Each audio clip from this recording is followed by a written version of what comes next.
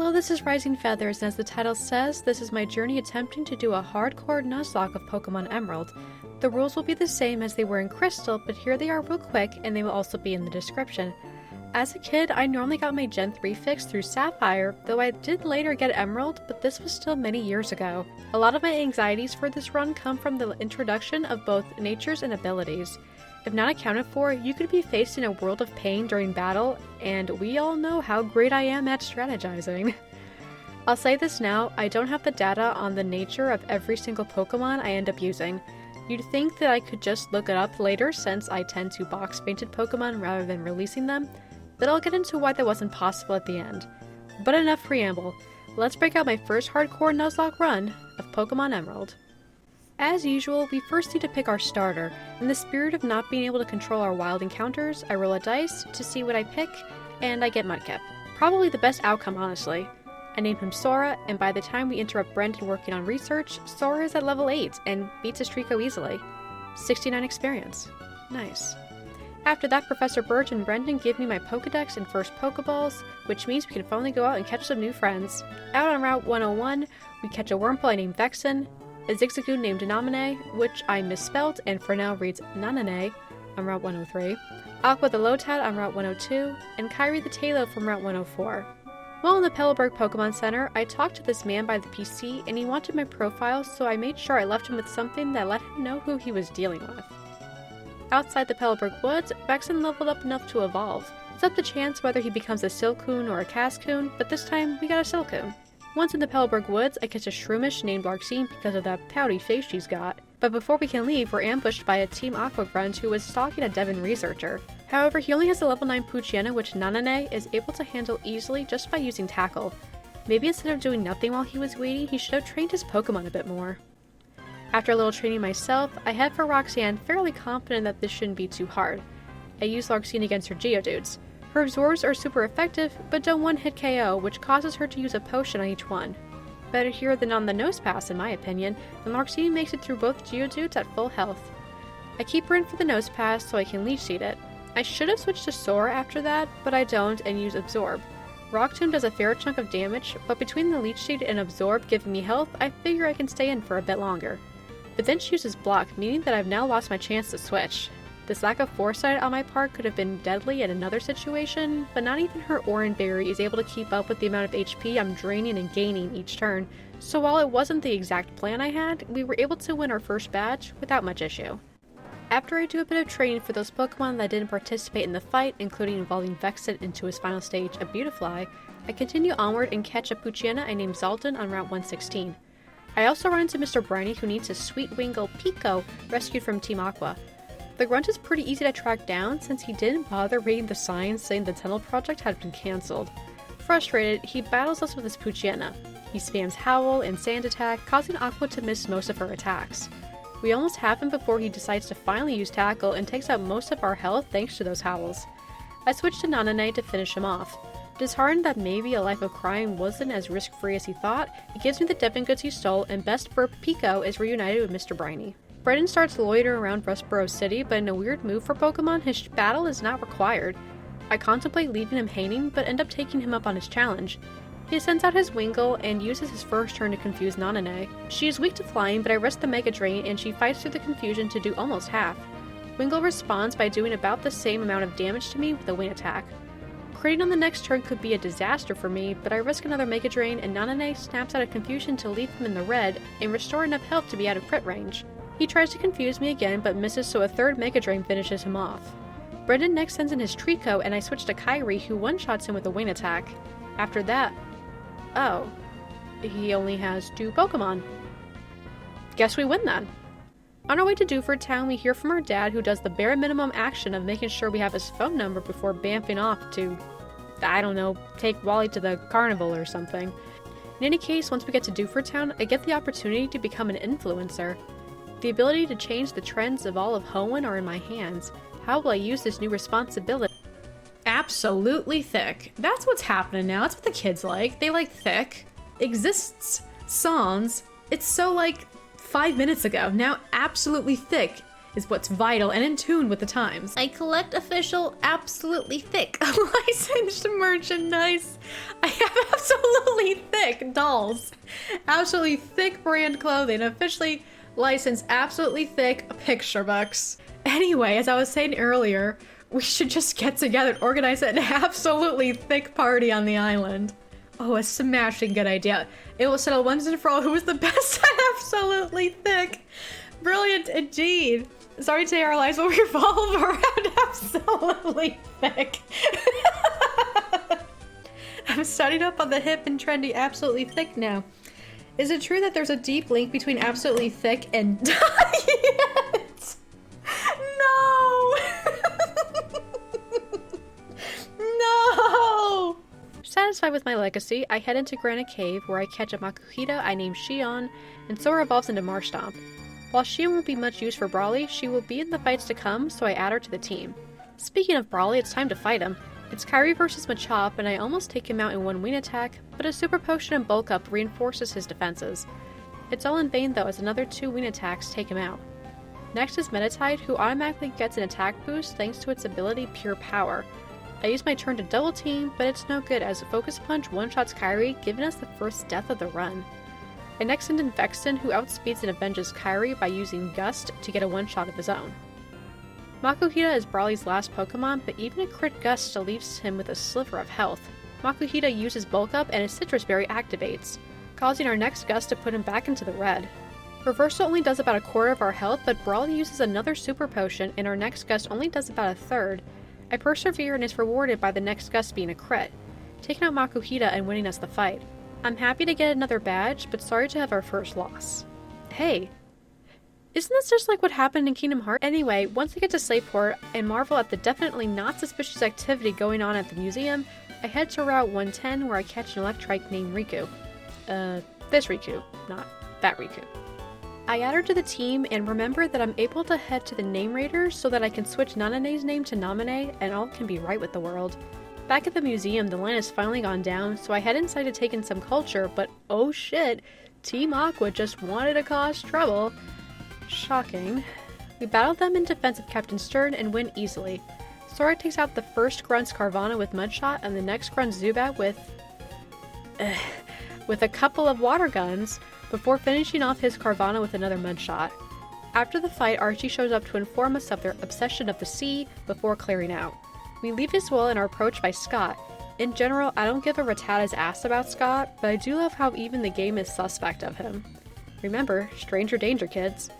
After a double battle on Route 110, Namine evolves into a Lanoon. Shortly after, we run into Brendan, who took our previous yes as an automatic agreement to every challenge he ever throws at us from here on out, so we're forced to fight him again. He sends out his Slugma first, but Sora defeats him easily with one water gun. Next is Grovyle, and so we switch to Vexen, who tanks and Absorb and gets outsped by a Pursuit before being able to hit him with a super effective Gust, leaving him with just a bit of health left. Grovyle goes for another Pursuit and gets a crit, but it's not enough, so our next Gust finishes him off. For his last Pokemon, Wingull, I swap to Riku, who one-shots him with a Spark and wins us the match. I mean, good on him for having more than 2 Pokemon this time, but he really needs to get a couple more. I demonstrate by catching a Minun I dub Lexaeus, but since Brendan isn't actually here, he isn't able to tell me that Minun is actually an invalid capture. I didn't notice until I watched this back to write this script, but I caught this Minun on Route 110, despite having already used my Route 110 capture on Electrike. I think I had thought that Brendan's part of the route was a different route or something, but I unfortunately don't notice during the entirety of this run. We don't use him a super lot, but he does come in handy for a gym fight later, so my apologies. Just outside Malvile City, Larxene levels up enough to evolve into Breloom, and once in it, we find Wally outside the gym with his uncle. In order to prove to his uncle that he's capable, he challenges us to a fight. What he doesn't realize is that we're still pretty salty about missing that trip to the carnival, so we're able to crit one-shot his rolls with a Gust from Vexen. Maybe you should stop stealing other people's fathers. Ever think of that? Throwing salt in the wound, we go on to enter the gym and challenge Watson. Well, challenge may not be the right word, more like destroy. We one-shot his Voltorb, Electrike, and Magneton with Mudshot from Sora. His last Pokemon is Manectric, but it only gets the honor of needing a second Mudshot to take it out, despite its Citrus Berry. 3 badges down. There's a lot of trainers between Malvile and Verdansk Town, but it's good experience, so I'm not complaining. In fact, during the trek, Shion evolves into Hariyama, one of the cooler Gen 3 Pokemon in my opinion. Brawly and his uncle's family are here, but what's more important is heading into this end of Rusturf Tunnel and reuniting these two lovers. Since Dad is always away from home, I feel it's important to find a loving relationship to serve as that positive role model for later in life. There's not a lot of story between here and Mount Chimney, but we did catch a lot of new friends. On Route 112, I find myself a Nummel, this guy that I definitely didn't think was a turtle, nope, and name him Axel. Team Magma is blocking the way to the cable car, so we have to take the fiery path, where we catch a slugma named Ansem the Wise. On Route 113, there's Ventus the Spinda, and speaking of Route 113, we almost lose Naminé and Xion here during a double battle where our coughing self-destructed. I hate that type of death I think the most, so I'm really glad we survived unscathed. After that, Yuna the Swallow joins us from Route 114. In Meteor Falls, we come across both Team Aqua and Magma, but since they have what they came for, Team Magma retreats. Hehehe, be seeing you Team Aqua dingbats. Well, that's just rude. Though, speaking of dingbats, I catch a Zubat and name him Demix. Felt appropriate. Now that Team Magma has the meteorite, the cable car is no longer blocked, so we head on over. But before we get there, Riku evolves into a Manectric. On Mount Chimney, there is chaos as Team Magma puts their plan into action. Tabitha blocks our way to Maxie, so we have no choice but to fight. Xion goes against Numel, but she takes care of him with one vital throw. Tabitha sends out a Zubat, but once I bring Riku in, he goes down to a Spark, as does his Poochyena. Tabitha's last Pokemon is another Numel, and I bring Xion back out to take this one down just like how we did the first. With Tabitha out of the way, we're finally able to reach Maxie, and he sends out his Mightyena. 2 Sparks from Riku are able to take care of him while only losing about a third of her own health from a bite. Next is a Zubat, but another Spark does the job. Maxie's last Pokemon is a Camerupt, and this is where things get a bit dicey. I swap out to Xion, who takes an Ember and a Tackle before being able to get in a Vital Throw, leaving him in the yellow. However, Camerupt then uses a crit magnitude 7, barely leaving Xion alive. Perhaps Sora would have been the better Pokemon to send out, but regardless, our second Vital Throw connects and we win the battle. With a meteorite in hand, we head south down Jagged Pass and find a Swank I hilariously named Vanitas. And then, finally, we reach Lava Ridge Town. After all I've been through, I'm glad to see that hot spring. Speaking of, there's a woman outside who will give us an egg. Not wanting it to take up a spot in my party for too long, I hatch it right away and a Why Not emerges. I name her Pain, spelt incorrectly by the way because I've never played 10-2 and I didn't know better. And since we're here, why not take on Flannery? Smooth. So yeah, the battle. Flannery starts with her Numel, and we start with Sora, and are able to take it out with a single water gun. I tried the same with Slugma, but it leaves her in the red, giving Flannery the chance to use a Hyper Potion. 2 water guns later, and Slugma goes down. Third is Camerupt, and a Mudshot from Sora puts her in the yellow as she then casts Sunny Day. A second Mudshot takes care of Camerupt, but now I have to face her strongest Pokemon in the sun, a Torkoal. I try a Mudshot, but it does less than half. Torkoal lands in Attract, so I switch to Xion, who won't be affected by it. 2 Body Slams from Torkoal take away half our health, as a Vital Throw does another chunk. A third Body Slam paralyzes us, and we don't get our next attack. I switch back to Sora, who tanks the Body Slam and is able to use a Water Gun to finish off the Torkoal before it can use Attract again. Xion and Torkoal both being female was definitely a big help here. With our 4th badge in hand, I do a little bit of team adjustment. Vexen was a big help in the beginning, but has been finding less use as we've gone on. I thank him for his service as I put him in the box and bring in Axel, to give us more type coverage. The next gym leader is Norman, but I'm looking to put off that family reunion as much as possible, so I duck into the Mirage Tower where I catch Terra the Trapinch. The Mirage Tower is also where we get our traditional fossil choice, so like always with these types of decisions, I roll a dice and I take the root fossil. This causes the whole tower to collapse, but somehow no one notices or cares, and I face no consequences whatsoever. I take the fossil to the Devon researchers in Rustboro, and they reconstitute it into a Lilith that I name Cloud. Figuring I put it off for long enough, I head into Norman's gym. His gym is unique in that each pathway is blocked by a trainer with a certain quirk to their team. I pick my way through my preferred pathway, but trouble arises in the recovery room. The trainer only has a slack off, but he uses counter after taking a nasty Mach Punch from Larxene, taking her out. I'm able to finish off the fight with Riku, but this is so upsetting. Larxene was a key part of my plan for Norman, and now I have to adjust and go on without her. You were never able to crack a smile in life, but maybe now you'll find peace in the box. I rethink my team in general and bring out Minum. See, I told you he'd be here at some point, and swap Numel for Spoink. With my second death of the run weighing heavily on me, I approach my father to prove once and for all I don't need him. Spinda is out first, and I send out Vanitas to meet him. Things go wrong right away though, as I waste a turn trying to confuse him when he actually can't be confused thanks to his ability Own Tempo. Good start. He tries to mock me by using Teeter Dance to confuse me, but joke's on him as Vanitas was holding a Person Berry. Back to square one, I use Sidewave with just about half health, but then another Teeter Dance confuses me again. I hit myself in confusion twice, and Norman just has Spinda use Teeter Dance again, which just rubs salt on the wound. I don't need your pity, Dad. With perfect timing, Vanitas then shakes herself out of confusion and knocks out the Spinda with another Sidewave. Big Roth comes in, so I send in Sora, who takes a decent bit of damage from a slash. Big Roth outspeeds us, so a Facade puts us in the yellow before we're able to use Mudshot. It doesn't do a lot of damage, but we do get the speed drop. Unfortunately, this doesn't matter since we switch into Xion to go for the Vital Throw after taking damage from Slash and Facade. Vital Throw finishes off Big Roth, but next is Lanoon. Belly Drum is a scary move, so I'm hoping a Vital Throw can one-shot it, and it does. Lanoon goes down, but Xion only has about 30 HP left thanks to another Slash. Slacking is Norman's last Pokemon, and I swap to Nominate to face Facade, which deals 3/4 of her health. Very yikes, but I needed to do this so that when the Slacking loafs around next term, I get a free switch into Lexaeus, who never would have survived that Facade. I used Spark, which, as part of my plan, doesn't do a lot of damage. You see, the point was to lure out a counter from Slacking, and then trap him into it using Encore. Spark doesn't do a lot of damage, so his counters are essentially nerfed while it lasts.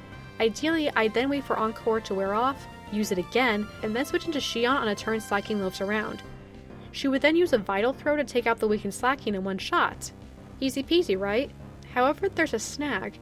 Our first Spark paralyzes him, and it prevents him from using Counter again before the Encore ends, meaning that we can't loop him into another bout of Counter Encore because there was no successful counter to Encore. Chat and I think about this for a bit, and we decide to let Lexaeus go down for the free switch into Xion since Slacking would be loafing around. And sure enough, that Vital Throw took him out and we beat our dad. Really, the plan did work as designed, it's just that Lexaeus wasn't able to live through it as intended. But as we discussed, he wasn't a valid capture as it was, so it's fitting in a way. For those who still don't like how he was a crucial part of that fight regardless, just stick with me, you'll feel better about it soon. Winona is up next, but she's scary, so I do some prep work first. I head to Mauville City, where Watson gets the key to New Mauville, so that we can switch off the generator. Doing good deeds is nice and all, but I just want to get the Thunderbolt TM so we can give it to Riku. Then I head west to Route 118 where I fish up a Magikarp I named Xehanort. Xehanort is going to be a part of our upcoming fight, but she needs a bit of work first. I head to the abandoned ship where on the way, Xehanort evolves into Gyarados, and I catch a tentacle that I name Riku. That Riku, not this Riku. You know, because that's not confusing. But the purpose of my visit to the abandoned ship is to get the Ice Beam TM to teach Xehanort. I know she doesn't have the best special attack, but since Ice Beam can also be acquired from the game corner, it's not the end of the world to use it here. Next stop is the Weather Institute, where on Route 119 I come across an Oddish that I named Pain to signify the stress I feel about this upcoming Winona fight. For the record, I've not only forgotten that I used the name for Winona already, but this time I actually spell it right. I don't get it. At the Institute itself, we have to battle Aqua Admin Shelly, but she's not a challenge. A Spark from Riku takes out her Carvana, and a Vital Throw knocks out her Mireena after Xion fights through Swagger confusion. After Team Aqua clears out, we're giving Luxor the cast form, who joins the reserves in the PC. I try to continue on my way, but Brendan pops up out of nowhere and challenges us. For whatever reason, he's still running around with only 3 Pokemon, and like last time, Slugma vs Sora comes out in our favor. For Grovyle, I tried bringing in Axel, but a Leaf Blade does a scary amount of damage to him, so I rethink that and bring in Xion, who manages to survive 2 Leaf Blades of her own before getting in that Vital Throw.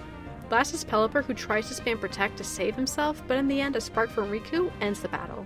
We make it to Fort Tree City, but the gym is currently blocked by an invisible barrier, so we pass through to Route 120 to do some more training. I find Zexion the Marill, and while we're not exactly in need of a water type, he's still a cutie. A little further up the road is Steven Stone, and he guides us through our first Kecleon encounter, who of course I name Leon.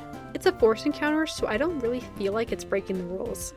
Training continues, but disaster strikes. In this double battle, this opposing Numel uses a Magnitude 8 and crits, taking out Axel.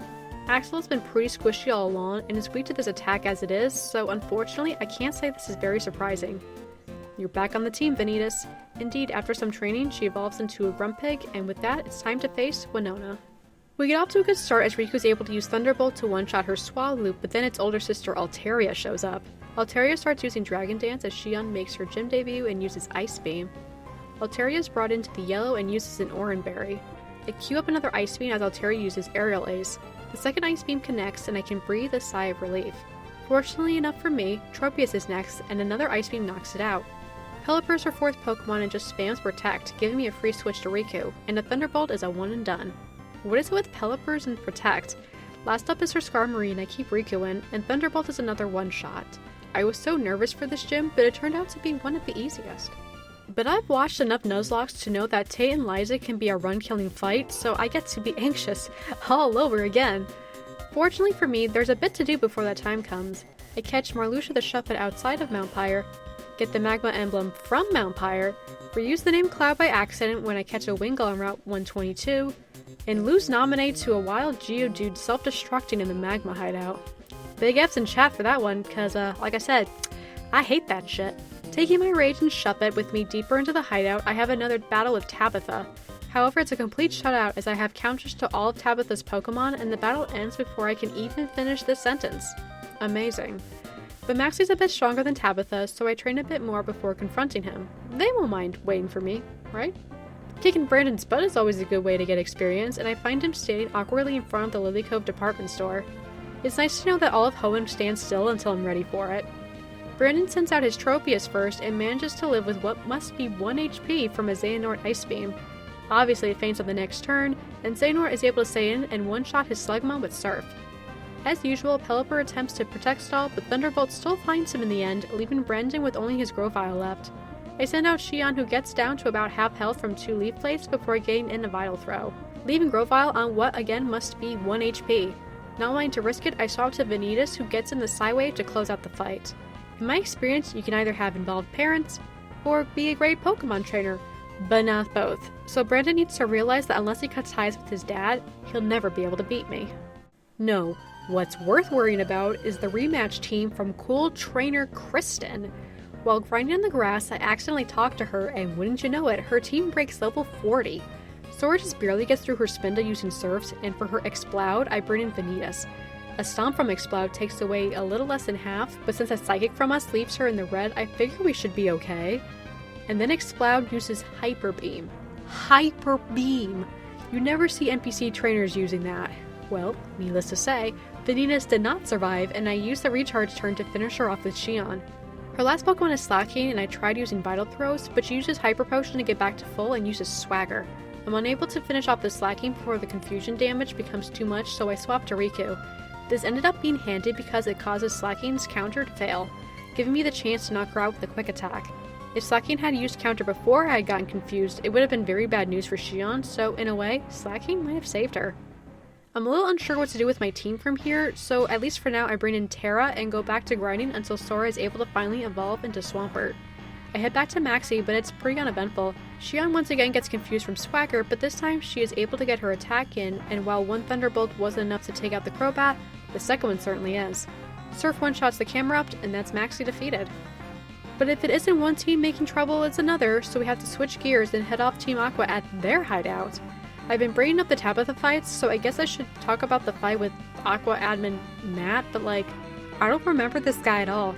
Tabitha is a character name I recognize, but Matt? Who the fuck is Matt? A shitty trainer is what he is because I just spam Surf with Sora until I win. Win being a subjective term because Archie is able to escape, but not too worried. So unworried that I go fishing around Mossdeep City and come up with Yensid the Whalmer, and a little further out I come across a Sharpedo. I was intentionally looking for one for Tate and Liza, and I was so distracted trying to catch it that it didn't occur to me that leading with Marluxia was a bad idea. I ended up paying for my foolishness, which sucks a lot. I do end up catching him and I name him Brag, but the amount of Pokemon I've lost to such silly mistakes is really starting to rattle me. I workshop a new team configuration and take Oddish to the Name Raider and rename him Lorium. After that I head into the Safari Zone where I catch Donald the Psyduck and Ienzo the Pikachu.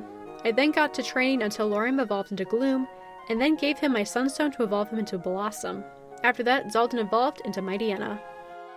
It's with nerves in my heart that I head on over to Tate and Liza. As most people are aware, this is a double battle, so there's a bit more to consider when planning your strategy. Perfect for me, right? So to start, we have Brag and Sora versus Claydol and Xatu. Brag is the fastest and is able to one-shot the Xatu with Crunch. Oh. Never mind. Xatu retaliates with a Confuse Ray, but I came prepared as I had given Braig a Prism Berry to hold.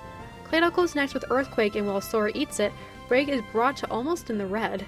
Sora's Rock Tomb finishes off Xatu, and Solrock is brought out in its place. With everything on their side weak to water, I bring out Xehanort, who is also immune to Claydol's next Earthquake. Sora has a little less than half health left as Solrock takes in Sunlight, but I ignore it, and after his Surf connects, I queue up another for both Sora and Xehanort. Xehanorts leave both Pokemon looking rough, and not only does Sora take another Earthquake, but the Solar Beam that Solrock has been charging up, knocking him out. Like I had said during the Pokemon Yellow run, losing your starter is rough, and it still applies here. I should have switched him out when I saw Solrock taking in that Sunlight, but I think I was hoping I could knock him out first. As Solrock's Citrus Berry activates, I bring in Laurium only to realize I never adjusted his moveset like I had intended. Another Surf from Xehanort knocks out both Pokemon, and now it's just Lunatone versus the rest of my team. Another Surf procs its Citrus Berry, and I use Laurium to put it to sleep. That sleep rarely carries the rest of the fight because Lunatone stays asleep until I'm able to use enough Surfs to knock it out, even after they use a Hyper Potion on it. Victory is mine, but it was a very sloppy battle. The battle still wasn't as difficult as I had feared it would be, but Sora's death was definitely avoidable. Yuna joins the team as we catch up to Team Magma in the Space Center. At the end is a double battle with Steve and Sona at our side versus Tabitha and Maxie. Fights with Team Magma haven't been an issue so far, and since we have counters to their Pokemon, I wasn't worried about them being a bit higher level than me. What I wasn't expecting though was to only be able to take 3 Pokemon with me while Steven's Pokemon counted as the other 3. I picked Xion, Braig, and Riku since that would give me a solution to any of their Pokemon, and we get started. For the first turn, Camerupt and Mightyena buff their stats. Steven's Metane sets me up with the Light Screen, and Xion uses a Vital Throw to bring Mightyena into the yellow. Maxie swaps his Mightyena for Crobat, and Metane does a bit of damage to it with Metal Claw. Camerupt uses Amnesia for a second time, and of course, Xion's Vital Throw does basically nothing against the Crobat. I swap her out for Braig and use Surf to bring both opponents into the yellow.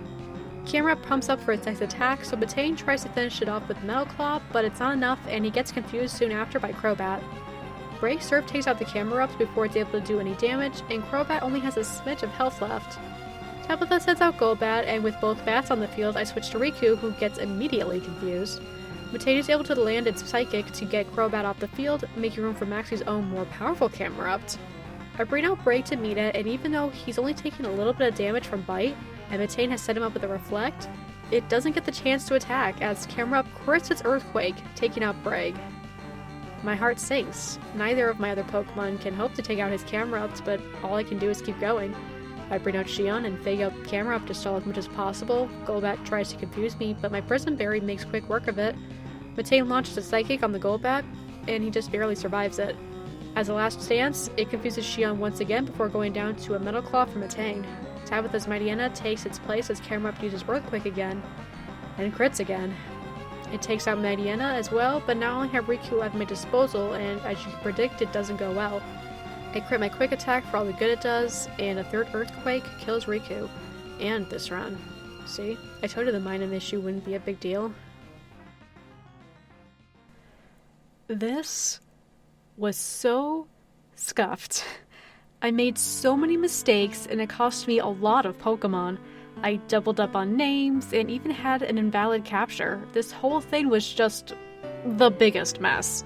During this run, I got very unexpected bad news, which ended up resulting in about a 2-month gap between my fight with Winona and Tate and Liza. I'm not saying dealing with that makes up for all my mistakes during the run, but when I came back after that break, I could tell that any semblance of thread I had with this run was pretty much gone. However, I don't want to leave Emerald like this, so I'm going to restart the game and do something else. I'm going to beat the game using only Flying-type Pokemon, but not as a Nuzlocke. I want to spend some time with Pokemon in not such a life or death sort of way. I'll get into what the rules will be when that video is done, but I've already gotten started. Which is how I lost my save data for this run and couldn't go back and check on those natures. Some might say this wasn't worth making, or I should have started over and tried again. But like I said, I need a break from Nuzlocks, I think. I'm not done with them forever. In fact, I have an idea for one I've never seen anyone do before. But that's going to have to wait. Regardless of how this run ended, I actually had a lot of fun editing it. I tried a few new things, and I hope you all liked it.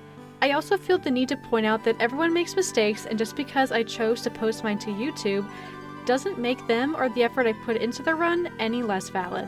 Most comments on these videos are very supportive and understanding that I'm someone who's still learning a lot of the finer intricacies of the strategy, but then there are some that say, lol, cringe, because I accidentally used dig on a Charizard or whatever.